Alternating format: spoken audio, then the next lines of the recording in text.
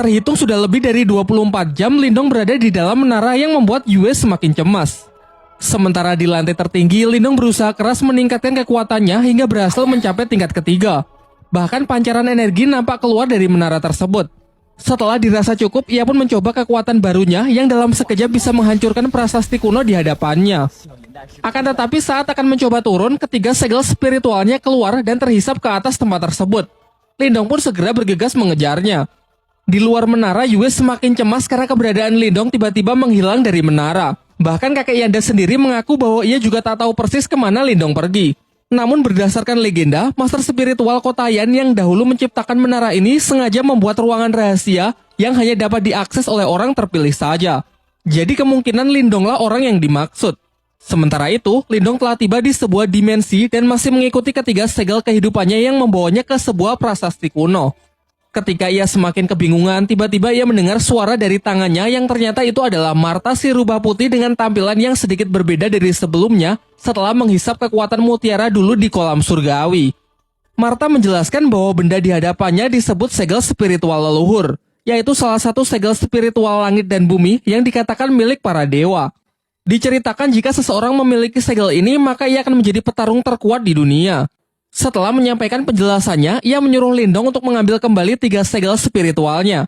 Namun segel itu seakan melakukan perlawanan dan malah tertarik ke dalam prasasti kuno tersebut. Sesaat setelahnya, tiba-tiba dimensi itu perlahan berubah menunjukkan proyeksi dataran benua yang memberitahukan lokasi dari segel spiritual leluhur lainnya. Marta lalu memperingatkan Lindong agar informasi mengenai lokasi segel-segel itu jangan sampai diketahui oleh orang lain jika Lindong tak ingin bernasib sama dengannya. Singkat cerita, Lindong pun keluar dari menara menghampiri Yue dan kakek Yanda yang telah menunggunya. Diperlihatkan sang kakek sangat senang dan bangga karena Lindong telah membantunya memenangkan pertandingan. Bahkan Yue yang biasanya bersikap dingin kali ini juga mengungkapkan rasa terima kasihnya kepada Lindong. Namun tiba-tiba, Qingtan adik Lindong datang dengan wajah yang ketakutan. Ia mengabarkan bahwa rumah mereka sedang diserang oleh sekelompok orang tak dikenal yang tak sanggup diatasi oleh ayah dan kakeknya. Setelah mendengar itu, Lindong pun bergegas kembali untuk membantu keluarganya. Dan benar saja, terlihat sekelompok bandit yang kemarin malam sempat merampok rombongan klan Lin datang ke rumah Lindong dengan diketuai oleh seorang pria berambut putih yang bernama Guiyan. Kekuatan Guiyan yang telah mencapai tingkat lumayan tinggi dengan mudahnya menghajar ayah Lindong sampai babak belur. Karena tak ada pilihan lain, kakek Lindong pun sepakat untuk menyerahkan tambang permatanya dengan syarat Guiyan dan kelompoknya harus segera pergi dari Kotayan. Namun setelah surat kepemilikan tambang diserahkan, Guiyan yang kejam mengingkari janjinya dan hendak mengeksekusi ayah Lindong. Untung saja di detik-detik terakhir sebuah serangan melemparkan pedang Guiyan yang tentu saja dilakukan oleh Lindong yang datang tepat waktu sehingga sang ayah berhasil diselamatkan. Pada awalnya kakek Lindong mengajak Lindong bertarung bersama karena ia tahu level kekuatan dari Guiyan. Namun Lindong meyakinkannya kalau ia sendirian saja sudah cukup. Sekaligus ini akan menjadi kesempatan yang bagus untuk mencoba kekuatan barunya. Ia pun segera memulai serangan menggunakan ketiga diggernya yang ia kendalikan dengan teknik mental namun dapat ditangkis dan dihindari oleh Guiyan. Giliran Guiyan yang mencoba menyerang dengan pedangnya juga bisa ditahan oleh Lindong, memperlihatkan benturan hebat dari energi mental mereka. Ayah dan kakeknya yang menyaksikan pertarungan itu dibuat sangat terkejut dengan peningkatan kekuatan dari Lindong. Berbagai macam teknik pun ditunjukkan. Dengan kekuatannya, Guiyan melepaskan sejumlah energi membuat beberapa replika dari dirinya untuk melakukan serangan beruntun. Satu persatu teknik itu dapat dengan mudah Lindong patahkan. Hingga Guiyan sangat kesal mengeluarkan teknik badai sitokin, menyebarkan serangan secara random yang sebagian bahkan mengenai pihaknya sendiri. Sementara Lindong juga tak menahan diri lagi dengan melepaskan teknik laser cahaya, versi lain dari gerbang ajaib yang memiliki daya hancur jauh lebih kuat. Dan benar saja, tak hanya dapat memblokir serangan dari Guiyan, teknik ini juga mampu menghancur leburkan lawannya hingga tak bersisa. Menyaksikan bosnya terbunuh tepat di hadapannya, para bandit lain pun segera pergi karena tak ingin bernasib sama. Setelah pertarungan usai, sampailah kakek Yanda dan Yue serta Qingtan menyusul Lindong. Kakek Yanda menjelaskan bahwa kekuatan Lindong kini telah mengalami peningkatan yang sangat besar. Oleh karena itu, mulai sekarang tak ada lagi yang berani mengusik klan Lin. Pasca kejadian itu, Lindong dipercaya menjadi guru bela diri untuk melatih dan membimbing para anggota klan Lin lainnya. Bahkan sepupu yang dulu pernah merudungnya kini menunjukkan rasa respek dan hormatnya kepada Lindong. Di malam harinya ketika sedang berlatih, secara tak sengaja Lindong mendengar pembicaraan ayah dan kakeknya. Mereka tengah membahas mengenai klan utama yang akan segera datang berkunjung. Dari sini pun terungkap kalau klan Lin ternyata dibagi menjadi dua kategori, yaitu klan utama dan klan cabang. Di mana dalam tradisinya, klan cabang harus tunduk dan siap melayani klan utama. Tak lama setelah itu, si Oyan datang memberi isyarat kepada Lindong untuk mengikutinya. Sampailah ia di dalam sebuah ruangan, terlihat Ching Tan yang tak sadarkan diri dengan aura dingin yang menjalar ke seluruh tubuhnya. Di tengah kepanikannya, Martha keluar dan menjelaskan bahwa di dalam diri Ching Tan terserap roh iblis yang menolak energi dari Ching Tan sehingga terjadilah benturan sampai energinya keluar tak terkendali. Jika hal ini tidak segera diatasi, kemungkinan terburuk Ching Tan akan mati. Martha kemudian menyarankan Lindong agar segera mencari obat langka yang disebut Yin Es untuk membantu adiknya tersebut mengendalikan auranya. Besoknya Lindong berinisiatif pergi menemui Swanshu mengingat terdapat banyak obat-obatan langka di tempat pelelangannya.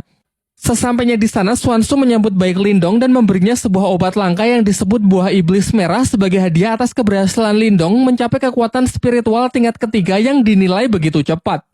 Tak lupa Lindong menanyakan mengenai pil Yin Es, namun sangat mengecewakan karena Swanshu mengaku bahwa ia tak mempunyai obat selangka itu. Swanshu kemudian merekomendasikan obat alternatif yang memiliki khasiat sama yang bernama air liur iblis naga Yin. Ia menambahkan bahwa obat itu bisa Lindong temukan di pegunungan Tanyan, sebuah tempat yang disebut makam kuno Ranah Nirwana. Dan baru-baru ini ia mendengar kabar bahwa 4 klan besar yang salah satunya adalah klan utama dari klan Lin juga mengirimkan orang-orangnya untuk memeriksa tempat tersebut. Setelah mengetahui hal itu, Lindong pun segera pergi dan bertekad untuk pergi ke sana. Sesampainya ia di rumah, ia mengecek kembali kondisi Ching Tan yang sudah sedikit membaik. Namun untuk bisa sepenuhnya menyembuhkan penyakit dari adiknya tersebut, ia tetap harus pergi ke makam kuno untuk menemukan obatnya.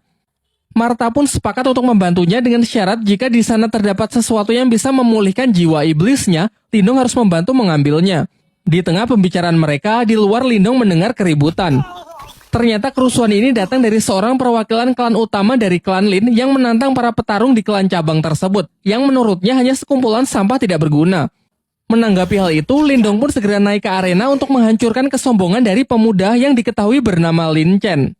Sementara itu, senior dari Lin Chen, seorang wanita bernama Lin Ker, tengah diajak berkeliling bersama kakek Lindong. Dalam pembicaraan mereka, kakek Lindong meminta agar Lin Ker mengikut sertakan Lindong untuk pergi ke makam kuno agar cucunya tersebut bisa lebih mengasah kemampuannya.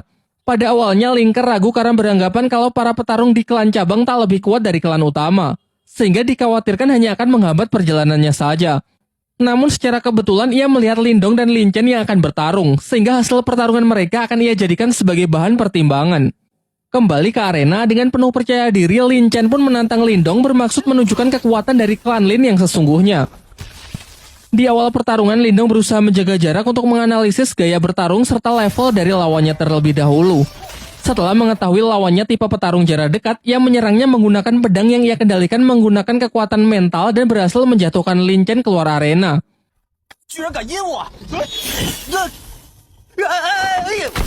Namun Lin Chen yang masih belum terima memusatkan kekuatannya di kedua tangan lalu melompat dengan serangan cakarnya. Sementara Lindong berusaha bertahan dengan teknik gerbang ajaibnya. Terlihat Lin Chen cukup sukses menghancurkan pertahanan dari Lindong. Sayangnya ini hanya jebakan karena pecahan dari energi mental Lindong menyerang Lin Chen. Pertarungan berakhir dengan teknik Borkeong membuat Lin Chen terpaksa untuk menyerah. Di sisi lain, Lin Ker yang cukup terkesan dengan bakat luar biasa dari klan cabang akhirnya sepakat untuk mengajak Lindong ikut serta dalam ekspedisinya ke makam kuno. Singkat cerita, keesokan harinya Lindong pun berangkat dengan mengajak si Oyan ikut serta dalam rombongan klan utama ke makam kuno. Di tengah perjalanan ia melihat banyak mayat-mayat yang berserakan ulah dari para bandit.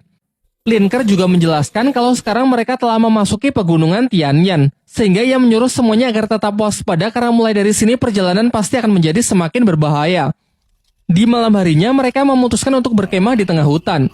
Diperlihatkan Lindong yang masih terjaga karena ingin terus waspada, berbeda dengan Lin Chen yang sudah tertidur pulas.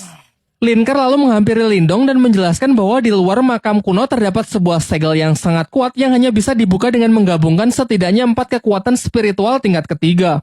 Ia menambahkan bahwa kita saja masih belum cukup, sehingga dibutuhkan seseorang dari klannya yang akan segera menyusul yang bernama Lin Langtian.